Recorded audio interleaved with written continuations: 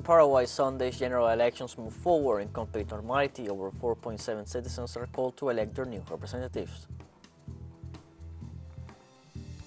In France, thousands rallied to condemn the government's immigration reform. And the Arab League announced that it will hold a foreign ministers' meeting in Jordan to discuss the possible readmission of Syria.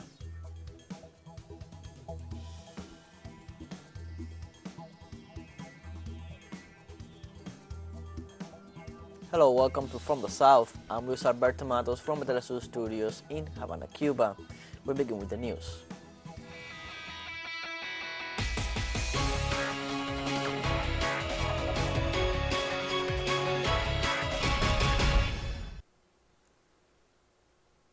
In Paraguay, general elections advance in complete normality. According to the electoral justice of the country, 1,140 voting centers were set up with 12,171 polling stations and another 17 polling stations in 4 countries. Earlier, the electoral authorities reported that 99% of the polling stations had been installed, thus starting the process which counted with the participation of the Paraguayan people. During the morning session, the main candidates, Efrain Alegre and Santiago Peña, after casting their votes, highlighted the democratic scenario in which the electoral process takes place. At the same time, they urged voters to go out and exercise their right to vote.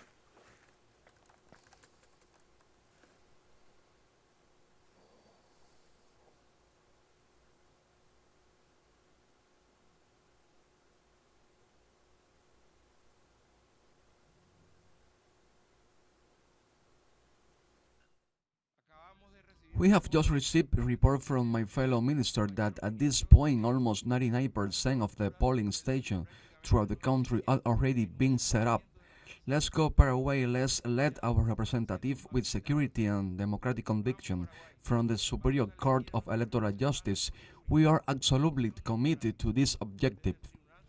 On Sunday, the candidate for the presidency of Paraguay for the Concertación Party, Efrain Alegre, exercised his voting in the city of Lambaye, accompanied by Soledad Núñez, who aspires to the vice presidency of the country.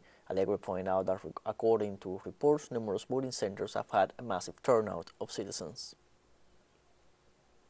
Reports from many polling places were before the opening at 7 in the morning. There were already lines of 3 or 4 blocks long. When it was set up in Pedro Juan, there was a massive turnout of people. That is to say, we are in a great civic celebration where the citizens are determined to participate and vote. So we are going to have a great citizen participation. The candidate for the presidency of Paraguay for the ruling Colorado Party, Santiago Peña, voted in the city of Asunción and called for the consolidation of the democratic model in the country. I'm an heir of a democratic model. In 1989, I was only 10 years old, and I dreamed to be part of a generation that can consolidate democracy in Paraguay. I'm really very excited to see the lines here full. It is great.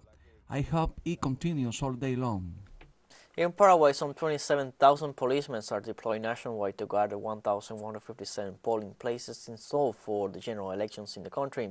The Minister of the Interior, Federico González, declared that the troops were mobilized the day before after the declaration of 100% alert by the National Police. However, González stressed that they do not handle any intelligence information that leads to the degree of concern, nor cases of violence as occur in other electoral processes. According to Minister González, the most critical points tend to be located in border zones that have not reported any specific events so far, said the minister.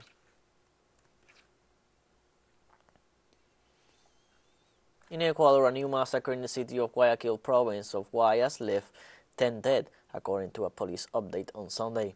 The incident occurred Saturday night in the vicinity of a mechanic shop where several people were watching the football match of Barcelona against Técnico Universitario. Local media detailed that there are several injured people, so the death toll could increase.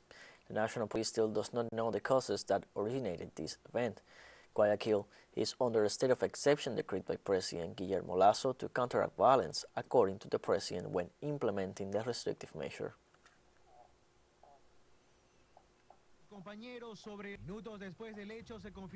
On Sunday, the people of Venezuela commemorate the 4 years of the failed coup d'etat led by the opposition Juan Guaidó. The first vice president of the United Socialist Party of Venezuela, Diosdado Cabello, highlighted the role played by the National Armed Forces in conjunction with the state security forces, which contributed to maintain peace and defense of the country. Diosdado Cabello recalled that the people were the key to the accompaniment and protection of President Nicolás Maduro. The socialist leader pointed out that the failed coup maneuver attempted by that former extremist sector of the opposition now wants to be measured at the electoral level. Diosdado Cabello stated that this sector of the right wing will not govern the people who have bravely endured sanctions and blockades.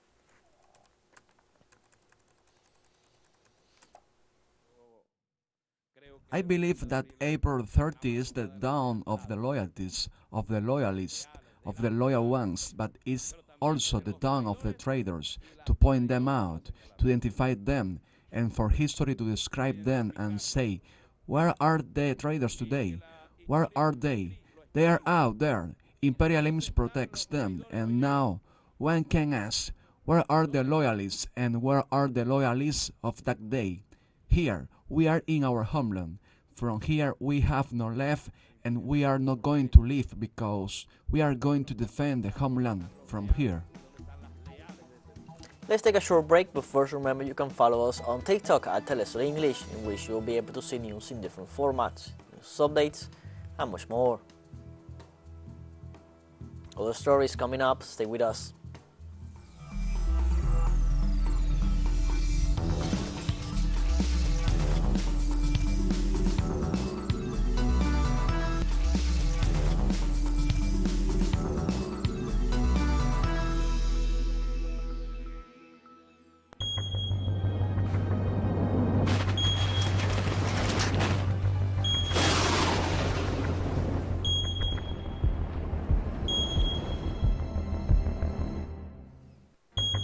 Welcome back from the south. About 13,000 customers are without power today in Florida due to the devastation caused by a tornado whose winds hit north of Miami, according to the Power Outage U.S. site that tracks outages in the United States. Damage is widespread in the Palm Beach Gardens area, where residents were forced to seek shelter as a result of the strong winds that hit the region the day before, the New York Times reported. Their branches flew dangerously in the wind and trees collapsed on vehicles in the Sanctuary Cove neighborhood near North Palm Beach. The roof of an apartment building blew off and damage to homes and cars were also reported. The newspaper added, the National Weather Service said the tornado had an estimated wind speed of at least 160 kilometers per hour.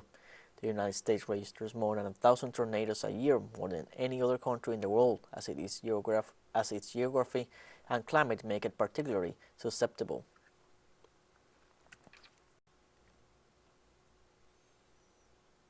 Thousands of people, including many undocumented migrants, marched in Paris and other French towns protesting against planned changes to the immigration law and evictions from the Indian Ocean island of Mayotte. In the French capital, demonstrators protested against repression, imprisonment, and deportations and advocated for a welcoming migration policy. Demonstrators also agreed that the immigration bill, which the government has just postponed until the autumn, is a racist law, which aims to criminalize foreigners and lead to more deportations. Meanwhile, protesters also took aim at Operation Wambushi, being carried out by the authorities on the French Indian Ocean island of Mayotte to send back illegal immigrants, most from neighboring Comoros currently housed in unsanitary shanty towns.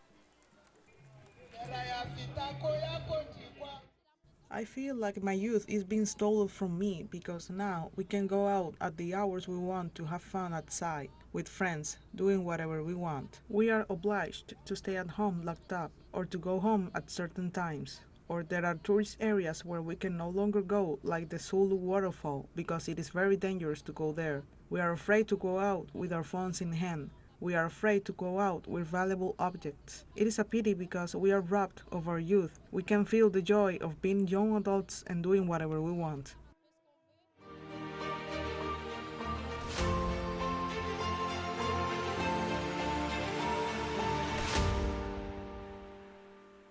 The Russian Defense Ministry on Sunday confirmed that Russian forces destroyed a railway echelon with up to 200 tons of Ukrainian munitions in the Donetsk People's Republic. According to the chief spokesperson for the Ministry of Defense, Igor Konashenkov, the munitions were destroyed after an attack on a freight train at a railroad station near the city of Kramatorsk. Konashenkov added that Russian forces attacked the command post of the 81st Air Mobile Brigade of the Ukrainian Armed Forces located in the Belgorod region. The government official also stated that after an artillery attack, the Russian forces dismantled a radar station in the Kherson region.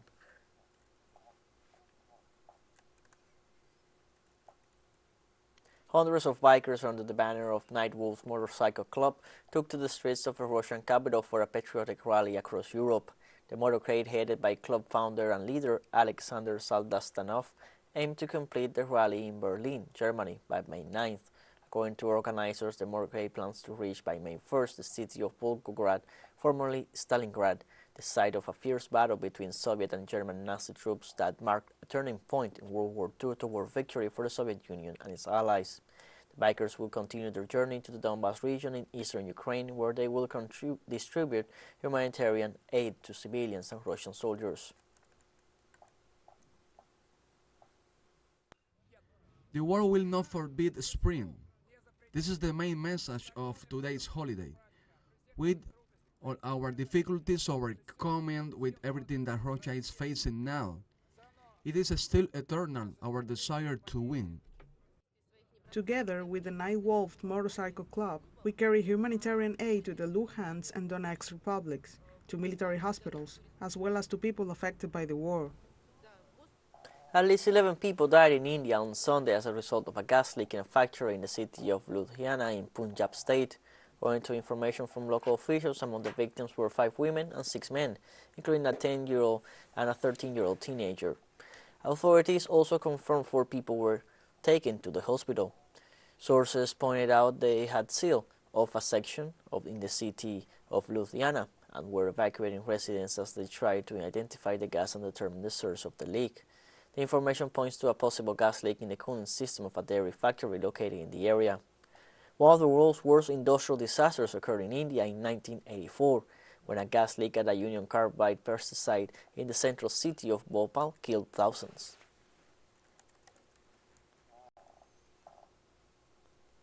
Vietnam commemorated on Sunday 48 years after the defeat of United States imperialism. On June 1969, the National Front for the Liberation of South Vietnam, together with other political and social organizations, convened a Congress of Representatives from the South. This Congress gave rise to the creation of the Provisional Revolutionary Government of the Republic of South Vietnam, which played a decisive role in the formation of revolutionary power in that area of the country. The end of the Ho Chi Minh campaign in April 30, 1975, marked the conclusion of a brilliant military operation by the armed forces and the Vietnamese people under the leadership of the Communist Party. As a result of the campaign, the U.S. imperialism was defeated in what has been characterized as the greatest military and political disaster in its history.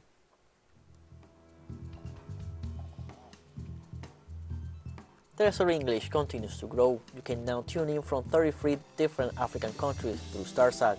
Dial 461 and enjoy a Latin American alternative broadcast. One final short break and we'll be right back. Don't go away.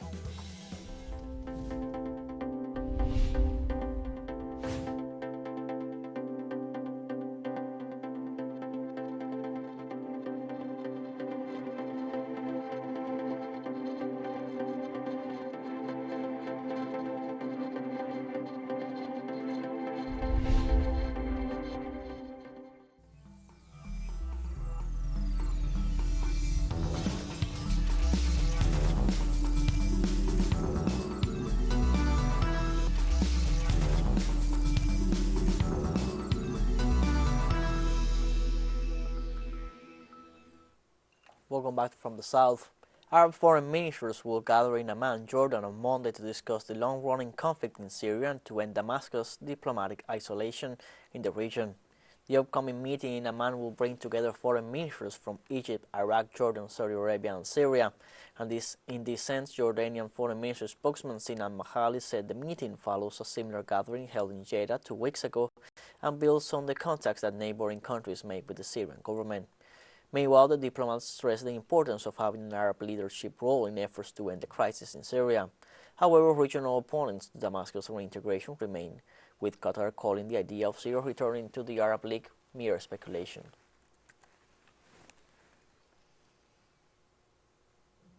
In Iran, Colonel Ali Reza Chahraki, Head of the Criminal Investigation Department of the Saravan Police was murdered on Sunday morning when his vehicle in which he was traveling with his wife came under fire. Unknown gunmen riding in a vehicle started shooting at the police chief's car at a road junction in Saravan and fled, local news agency Noor News has reported. Colonel Sharaki's wife has also succumbed to serious injuries sustained in the incident hours after being transferred to a hospital. Iran's police and intelligence services have launched a thorough investigation to investigate the circumstances surrounding the deadly attack and capture the perpetrators of the crime. Sistan and Baluchistan, which borders Pakistan, has suffered several terrorist attacks against civilians and security forces in recent years. This province was also one of the worst affected in the country during the riots several months ago, supported and planned from abroad.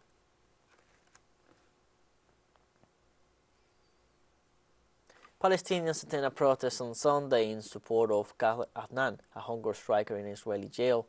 The demand was held in front of the Red Cross headquarters in Gaza City. Adnan, 45 years old, a leading figure of the militant Islamic Jihad group in the northern occupied West Bank, has been on hunger strike for more than 80 days. He was arrested by Israeli forces at his home near the city of Jenin on February 5th, according to the faction. He is being held in administrative detention, a controversial Israeli measure under which people are detained without charge. The Palestinian Prisoners Club said Thursday that his situation was very serious and called for Adnan's release in light of the dangerous state of health he's in.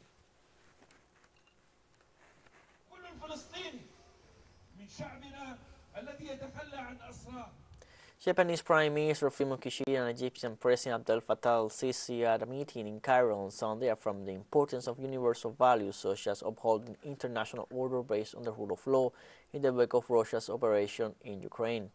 In a joint press conference after the meeting, Kishida considered that the Russian-Ukrainian conflict shakes the very foundation of the international order and should not be tolerated. Kishida also stated that he and Sisi confirmed the importance of protecting the international order based on the rule of law, while sharing the view that unilateral attempts to change the status quo by force should never be allowed anywhere in the world. The two leaders also exchanged views on Sudan and confirmed close Japan-Egypt cooperation to help calm the situation in that African country and for the resumption of the process of its transition to civilian rule. Egypt requested Japan's support in the face of rising prices of fuel, wheat, and other commodities due to the consequences of the Ukraine crisis. We discussed many regional issues of common concern, especially the Palestinian issue and the situation in Libya. Developments in Sudan occupied an important aspect of the talks. I emphasized to the Prime Minister Egypt's vision based on the need for an immediate, permanent and comprehensive cessation of fire in Sudan, and the importance of the refraining by any external party in intervening in the crisis as purely Sudanese matter, thus facilitating the diffusing of the crisis and preventing its aggravation. A first Red Cross plane landed in Sudan with humanitarian aid on Sunday, where deadly clashes between the army and the rapid support forces entered the third week. In this sense, the International Committee of the Red Cross confirmed that 8 tons of humanitarian aid coming from the Jordanian capital, Amman, arrived in the eastern city of Port Sudan. The shipment included surgical material to support Sudanese hospitals and volunteers from the nation's Red Crescent Society. Fighting began on April 15th between the Sudanese army and the rapid support forces, leaving over 500 people killed and thousands wounded, while uprooting tens of thousands more from their homes. According to the World Health Organization, only 16% of hospitals are functioning in the capital Khartoum, with many facilities shelled in the fighting.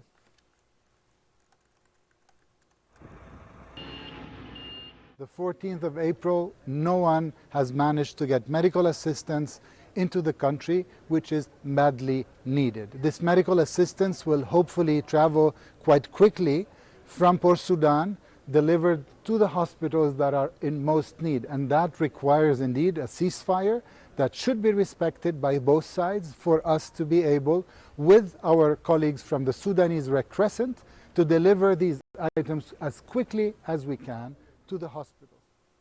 The Chinese military has completed the mission of evacuating Chinese nationals from Sudan.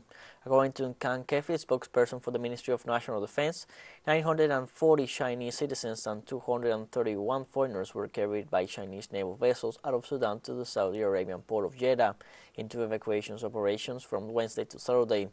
The evacuation took place amid reported fighting between the Sudan Armed Forces and the Rapid Support Forces on Saturday, including a major battle involving heavy weapons and armed vehicles in the Halfaya neighborhood in Khartoum.